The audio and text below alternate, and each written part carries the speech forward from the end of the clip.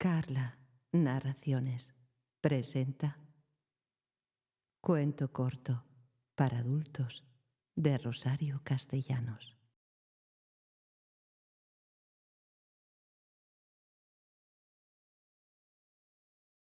Cabecita blanca. La señora Justina miraba como hipnotizada el retrato de ese postre con merengue y fresas que ilustraba a todo color la receta que daba la revista. La receta no era para los momentos de apuro, cuando el marido llega a la casa a las 10 de la noche con invitados a cenar, compañeros de trabajo, el jefe que estaba de buen humor y casualmente sin ningún compromiso, algún amigo de la adolescencia con el que se topó en la calle y había que portarse a la altura de las circunstancias. No, la receta era para las grandes ocasiones. La invitación formal al jefe, al que se pensaba pedir un aumento de sueldo o de categoría. La puntilla al prestigio culinario y legendario de la suegra. La batalla de la reconquista de un esposo que empieza a descarriarse y quiere probar su fuerza de seducción en la jovencita que podía ser la compañera de estudios de su hija. «Hola, mamá, ya llegué». La señora Justina apartó la mirada de aquel espejismo que ayudaba a fabricar su hambre de diabética, sujeta a régimen, y examinó con detenimiento y la consabida decepción a su hija Lupe. No se parecía ni remotamente a las hijas que salen en el cine, que si llegaban a estas horas era porque se habían ido de paseo con un novio que trató de seducirlas y no logró más que despeinarlas, o con un pretendiente tan respetuoso y de tan buenas intenciones que producía el efecto protector de una última rociada de spray sobre el crepé, laboriosamente organizado en el salón de belleza. No, Lupe no venía descompuesta. Venía fatigada, aburrida, harta, como si hubiera estado en una ceremonia eclesiástica o merendando con unas amigas tan solitarias, tan sin nada que hacer ni de qué hablar como ella. Sin embargo, la señora Justina se sintió en la obligación de clamar: «¿No le guardas el menor respeto a la casa? Entras y sales a la hora que te da la gana, como si fueras hombre, como si fuera un hotel. No das cuenta a nadie de tus actos. Si tu pobre padre viviera».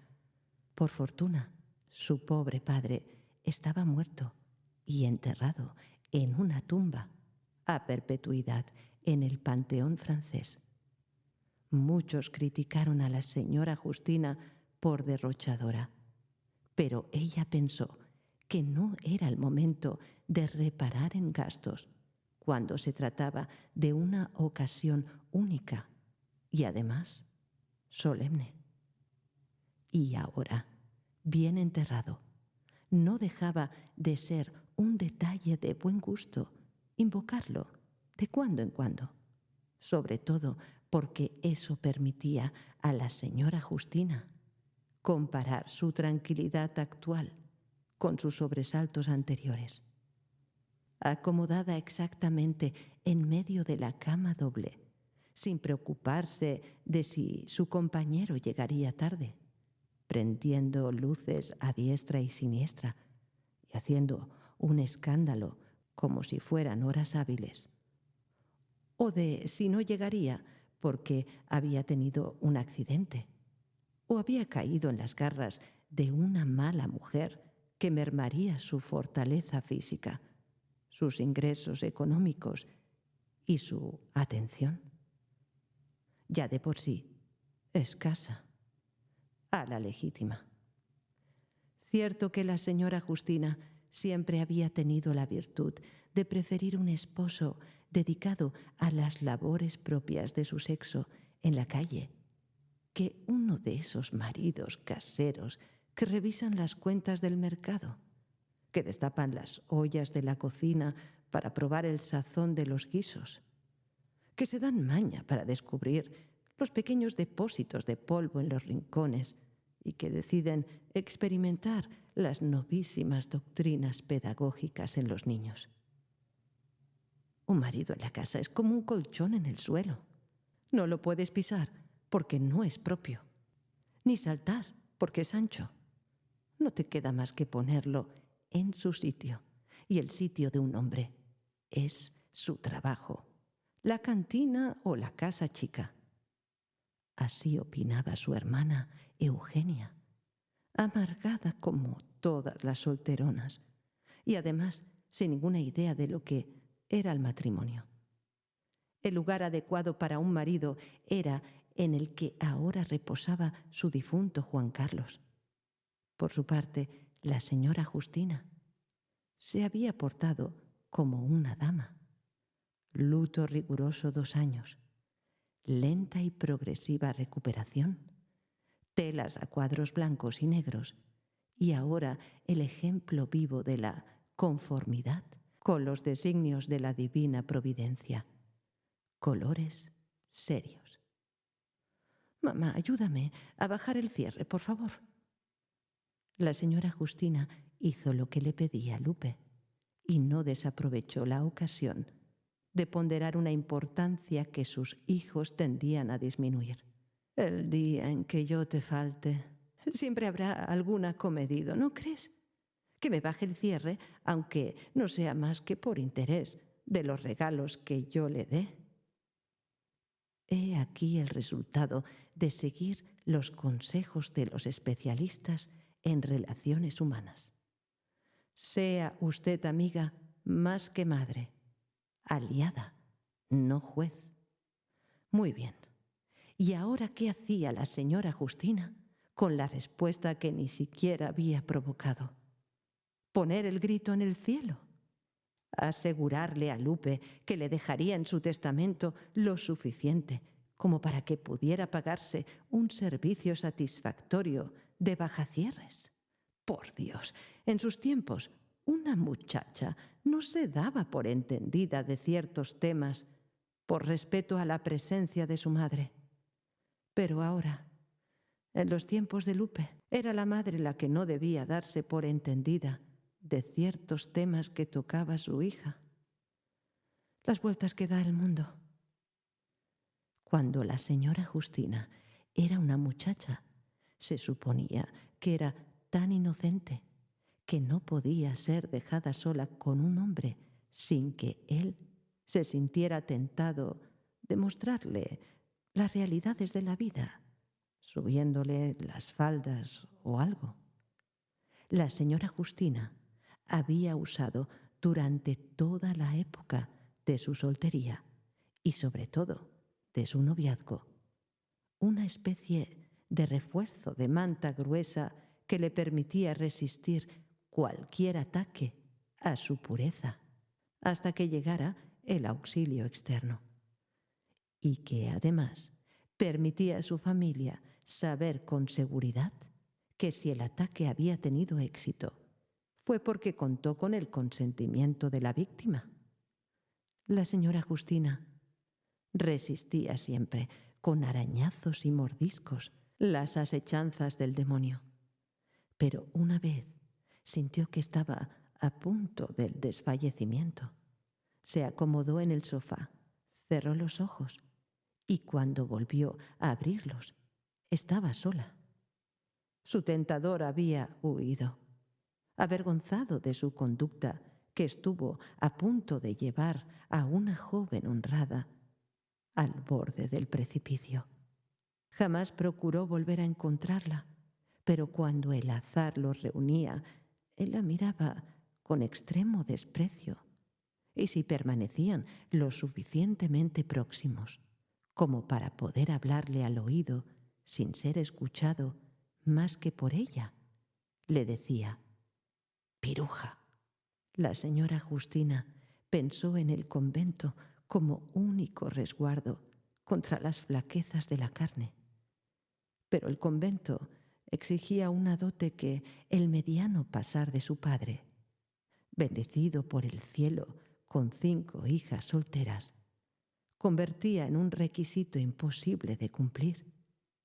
Se conformó, pues, con afiliarse a cofradías piadosas y fue en una reunión mixta de la ACJM donde conoció al que iba a desposarla.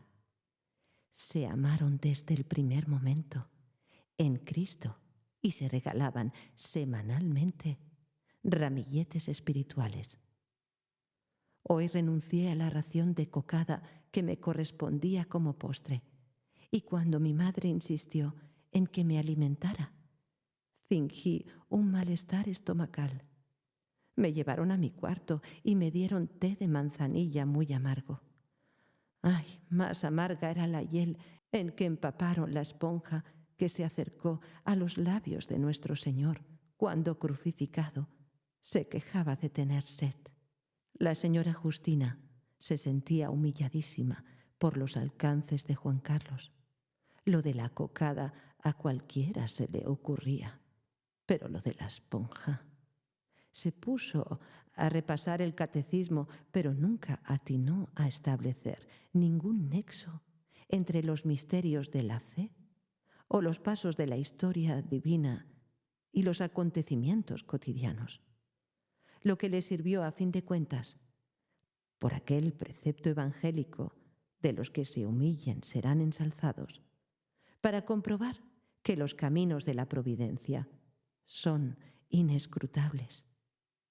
Gracias a su falta de imaginación, a su imposibilidad de competir con Juan Carlos, Juan Carlos cayó redondo a sus pies. Dijera lo que dijera, provocaba siempre un «ah» de admiración, tanto en la señora Justina cuanto en el eco dócil de sus 4 hermanas solteras. Fue con ese «ah» con el que Juan Carlos decidió casarse, y su decisión no pudo ser más acertada, porque el eco se mantuvo incólume y audible durante todos los años de su matrimonio, y nunca fue interrumpido por una pregunta, por un comentario, por una crítica, por una opinión disidente. Ahora, ya desde el puerto seguro de la viudez, inamovible, puesto que era fiel a sus recuerdos y puesto que había heredado una pensión suficiente para sus necesidades, la señora Justina pensaba que quizá le hubiera gustado aumentar su repertorio con algunas otras exclamaciones. La de la sorpresa horrorizada, por ejemplo, cuando vio por primera vez, desnudo frente a ella y frenético, quién sabe por qué, a un hombre al que no había visto más que con la corbata y el saco puestos y hablando ociosamente del patronazgo de San Luis Gonzaga, al que había encomendado velar por la integridad de su juventud. Pero le selló los labios el sacramento que, junto con Juan Carlos, había recibido unas horas antes en la iglesia, y la advertencia oportuna de su madre, quien, sin entrar en detalles, por supuesto, la puso al tanto de que en el matrimonio no era oro todo lo que relucía, que estaba lleno de asechanzas y peligros que ponían a prueba el temple de carácter de la esposa, y que la virtud suprema que había que practicar si se quería merecer la palma del martirio, ya que a la de la virginidad se había renunciado automáticamente al tomar el estado de casada, era la virtud de la prudencia. Y la señora Justina entendió por prudencia el silencio, el asentimiento, la sumisión. Cuando Juan Carlos se volvió loco la noche misma de la boda y le exigió realizar unos actos de contorsionismo que ella no había visto ni en el circo Ataide, la señora Justina se esforzó en complacerlo y fue lográndolo más y más a medida que adquiría práctica. Pero tuvo que calmar sus escrúpulos de conciencia. No estaría contribuyendo al empeoramiento de una enfermedad que quizá era curable cediendo a los caprichos nocturnos de Juan Carlos en vez de llevarlo a consultar con un médico. En el confesionario. Allí el señor cura la tranquilizó, asegurándole que esos ataques no solo eran naturales, sino transitorios, y que con el tiempo irían perdiendo su intensidad, espaciándose hasta desaparecer por completo. La boca del ministro del Señor fue la de un ángel. A partir del nacimiento de su primer hijo, Juan Carlos, comenzó a dar síntomas de alivio. Y gracias a Dios, porque con la salud casi recuperada por completo, podía dedicar más tiempo al trabajo, en el que ya no se daba abasto, y tuvieron que conseguirle una secretaria. Muchas veces Juan Carlos no tenía tiempo de llegar a comer o a cenar a su casa, o se quedaba en juntas de consejo hasta la madrugada. O sus jefes le hacían el encargo de vigilar las sucursales de la compañía en el interior de la República y se iba por una semana, por un mes, no sin recomendar a la familia que se cuidara y que se portara bien, porque ya para entonces la familia había crecido. Después del varoncito nacieron 2 niñas. El varoncito fue el mayor, y si por la señora Justina hubiera sido, no habría encargado ninguna otra criatura, porque los embarazos eran una verdadera cruz, no solo para ella, que los padecía en carne propia, sino para todos los que la rodeaban. A deshoras del día o de la noche le venía un antojo de nieve de guanábana, y no quedaba más remedio que salir a buscarla donde se pudiera conseguir, porque ninguno quería que el niño fuera a nacer con alguna mancha en la cara o algún defecto en el cuerpo como consecuencia de la falta de atención a los deseos de la madre. En fin, la señora Justina no tenía de qué quejarse. Allí estaban sus 3 hijos buenos y sanos, y Luisito, por San Luis Gonzaga, del que Juan Carlos seguía siendo devoto, era tan lindo que lo alquilaban como niño Dios en la época de los nacimientos. Se veía hecho un cromo con su ropón de encaje y con sus caireles rubios que no le cortaron hasta los 12 años. Era muy seriecito y muy formal. No andaba como todos los otros muchachos de su edad, buscando los charcos para chapotear en ellos, ni trepándose a los árboles, ni revolcándose en la tierra. No, él no. La ropa la dejaba de venir, y era una lástima, sin un remiendo, sin una mancha, sin que pareciera haber sido usada. Le dejaba de venir porque había crecido, y era un modelo de conducta. Comulgaba cada primer viernes. Cantaba en el coro de la iglesia con su voz de soprano, tan limpia y tan bien educada que por su fortuna conservó siempre. Leía sin que nadie se lo mandara libros de edificación. La señora Justina no hubiera pedido más, pero Dios le hizo el favor de que, aparte de todo, Luisito fuera muy cariñoso con ella. En vez de andar de parranda, como lo hacían sus compañeros de colegio y de colegio de sacerdotes. ¡Qué horror! Se quedaba en la casa platicando con ella, deteniéndole la madeja de estambre mientras la señora Justina la enrollaba, preguntándole cuál era su secreto para que la sopa de arroz le saliera siempre tan rica. Y a la hora de dormirse, Luisito le pedía, todas las noches, que fuera a arroparlo como cuando era niño y que le diera la bendición. Y aprovechaba el momento en que la mano de la señora Justina quedaba cerca de su boca para robarle un beso. Robárselo. Cuando ella hubiera querido darle 1000 y 1000 y 1000 y comérselo de puro cariño. Se contenía por no encelar a sus otras hijas. ¿Y quién iba a creerlo? Por no tener un disgusto con Juan Carlos, que con la edad se había vuelto muy majadero. Le gritaba a Luisito por cualquier motivo. Y una vez en la mesa le dijo, ¿qué fue lo que le dijo? La señora Justina ya no se acordaba, pero ha de haber sido algo muy feo, porque ella, tan comedida siempre, perdió la paciencia y jaló el mantel, y se vino al suelo toda la vajilla y el caldo salpicó las piernas de Carmela, que gritó porque se había quemado, y Lupe aprovechó la oportunidad para que le diera el soponcio.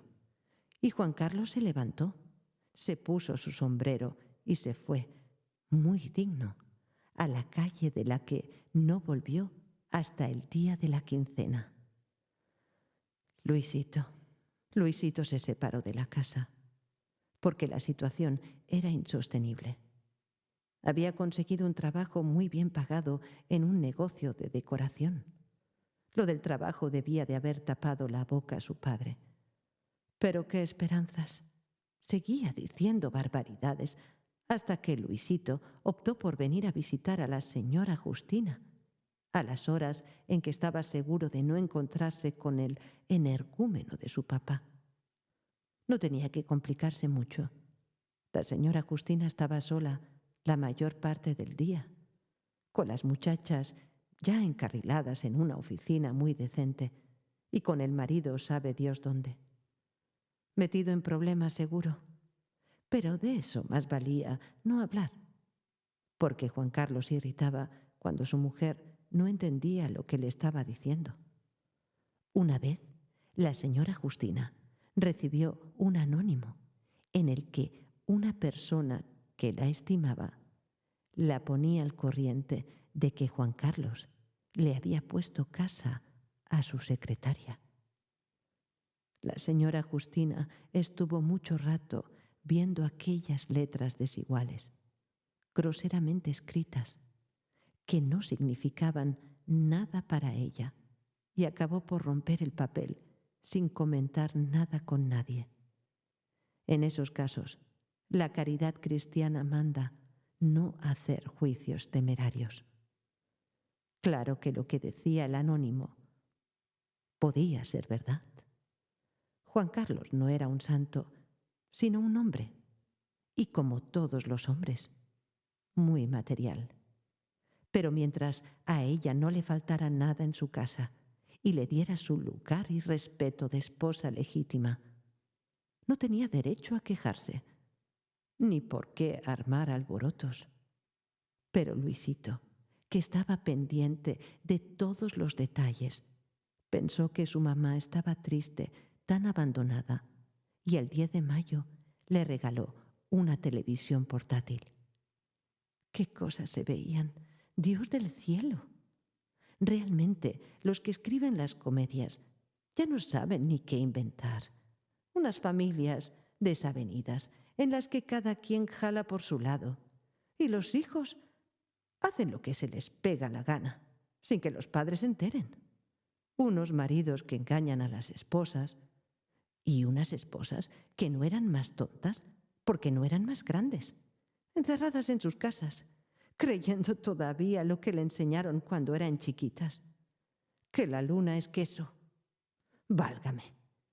¿Y si esas historias sucedieran en la realidad? ¿Y si Luisito fuera encontrándose con una mañosa que lo enredara y lo obligara a casarse con ella? La señora Justina no descansó hasta que su hijo le prometió formalmente que nunca, nunca, nunca se casaría sin su consentimiento. Además, ¿por qué se preocupaba? Ni siquiera tenía novia.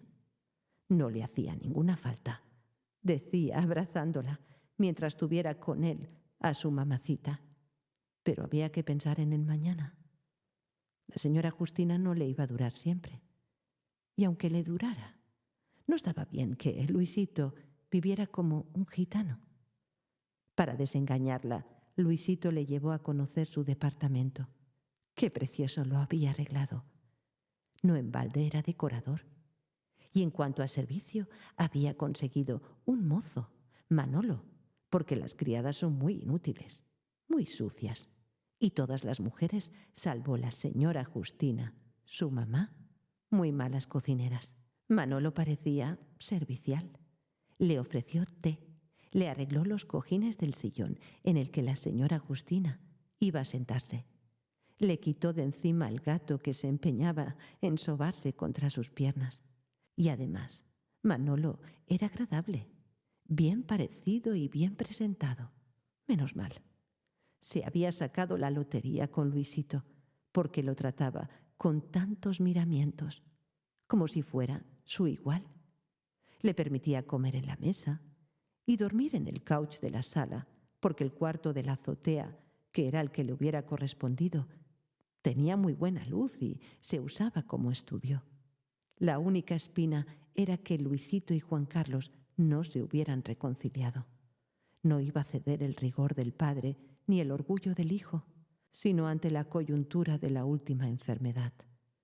Y la de Juan Carlos fue larga y puso a prueba la ciencia de los médicos y la paciencia de los deudos. La señora Justina se esmeraba en cuidar a su marido, que nunca tuvo buen temple para los achaques y que ahora no soportaba sus dolores y molestias sin desahogarse sobre su esposa, encontrando torpes e inoportunas sus sugerencias, insuficientes sus desvelos, inútiles sus precauciones. Solo ponía buena cara a las visitas, la de sus compañeros de trabajo, que empezaron siendo frecuentes y acabaron como las apariciones del cometa. La única constante fue la secretaria. Pobrecita, tan vieja ya, tan canosa, tan acabada. ¿Cómo era posible que alguien se hubiera cebado en su fama calumniándola? Y traía siempre algún agrado. Revistas, frutas que Juan Carlos alababa con tanta insistencia que sus hijas salían disgustadas del cuarto. Muchachas díscolas. En cambio, Luisito guardaba la compostura, como bien educado que era, y por delicadeza, porque no sabía cómo iba a ser recibido por su padre. La primera vez que quiso hacerle un regalo, no se lo entregó personalmente, sino que encargó a Manolo que lo hiciera.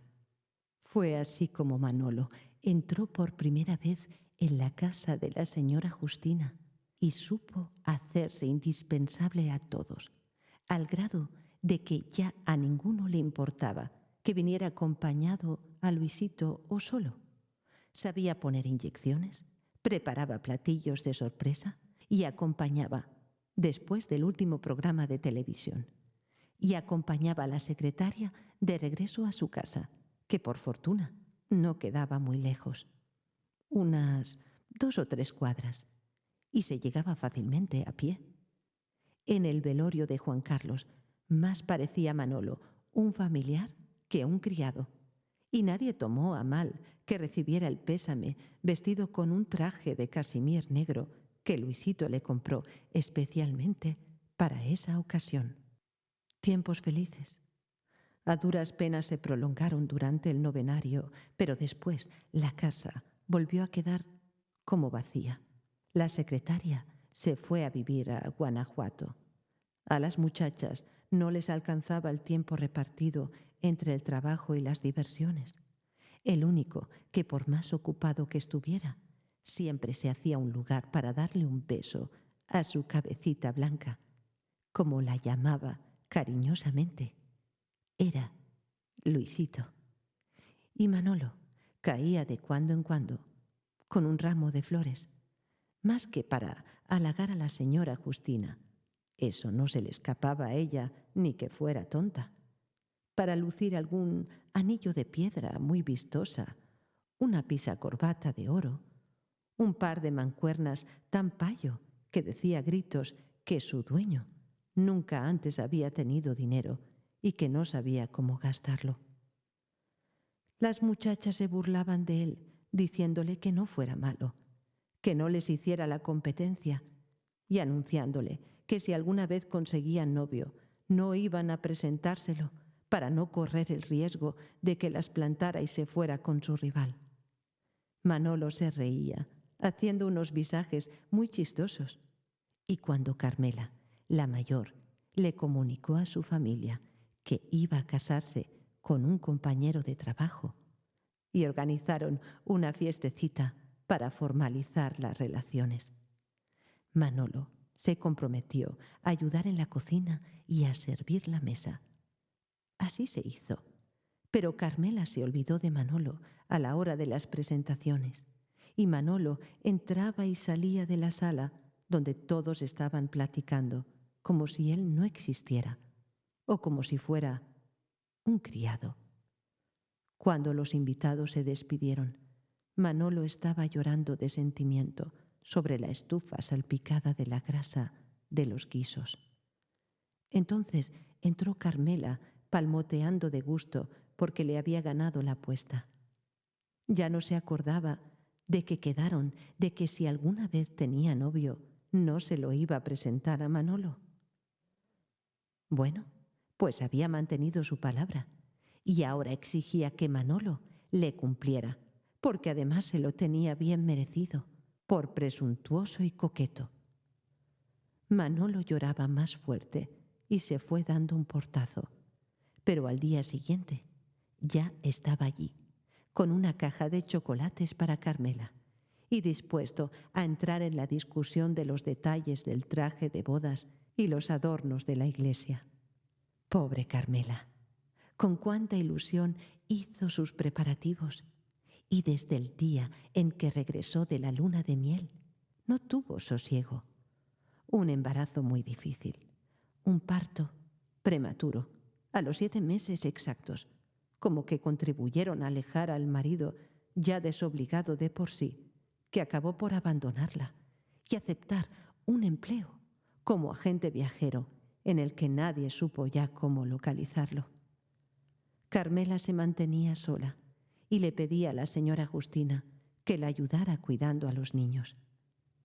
Pero en cuanto estuvieron en edad de ir a la escuela, se fueron distanciando cada vez más y no se reunían más que en los cumpleaños de la señora Justina, en las fiestas de Navidad, en el Día de las Madres.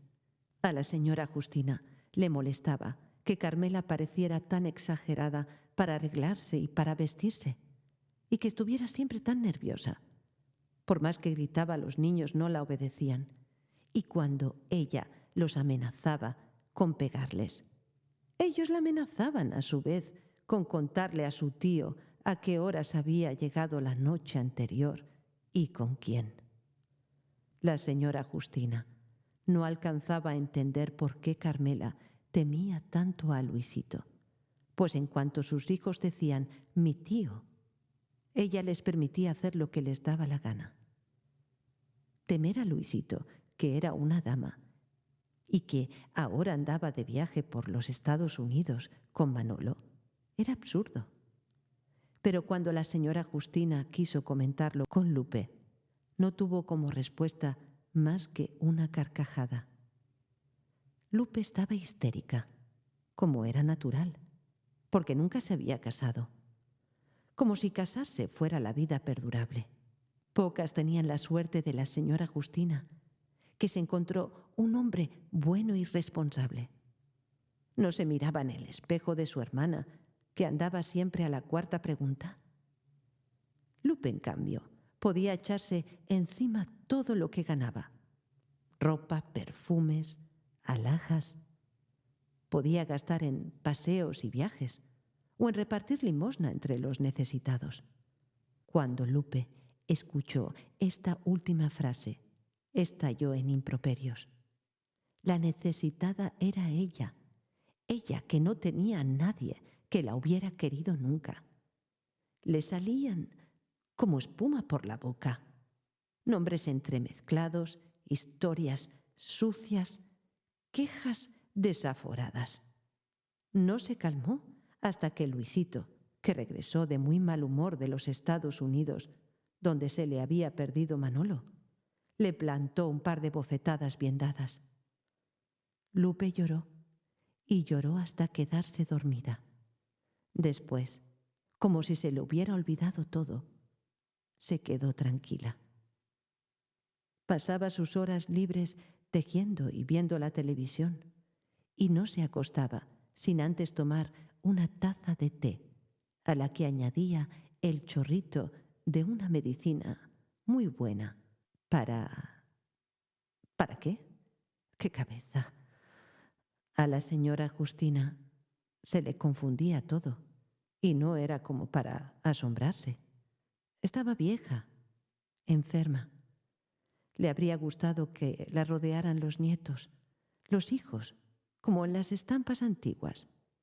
Pero eso era como una especie de sueño, y la realidad era que nadie la visitaba y que Lupe, que vivía con ella, le avisaba muy seguido que no iba a comer o que se quedaba a dormir en casa de una amiga.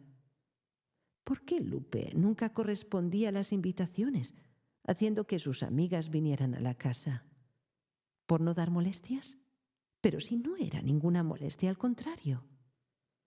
Pero Lupe ya no escuchaba el parloteo de su madre, bajando deprisa los escalones, abriendo la puerta de la calle. Cuando Lupe se quedaba porque no tenía dónde ir, tampoco era posible platicar con ella. Respondía con monosílabos apenas audibles, y si la señora Justina la acorralaba para que hablara, adoptaba un tono de tal insolencia que más valía no oírla.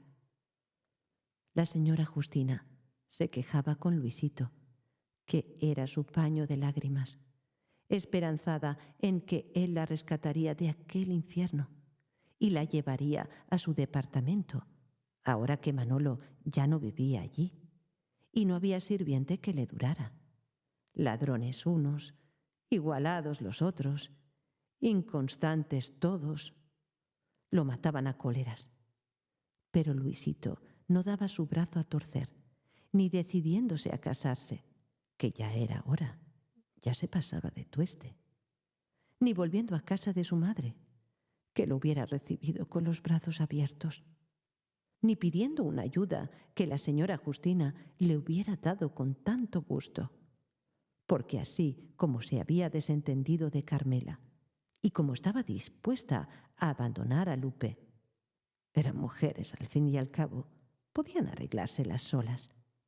Así no podía sosegar pensando en Luisito, que no tenía quien lo atendiera como se merecía, y que para no molestarla, porque con lo de la diabetes se cansaba muy fácilmente, ya ni siquiera la llevaba a su casa.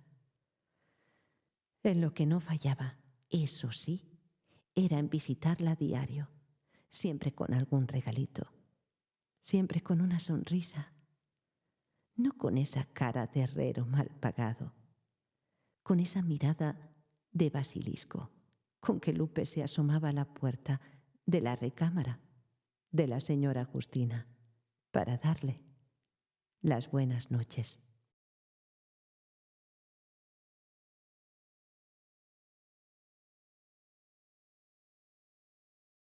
Has escuchado Cuento corto para adultos de Rosario Castellanos, una producción de Carla Narraciones.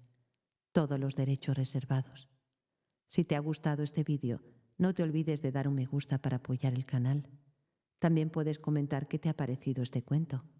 No te olvides tampoco, si todavía no lo estás, de suscribirte al canal Carla Narraciones para recibir una notificación cada vez que suba un nuevo audiolibro.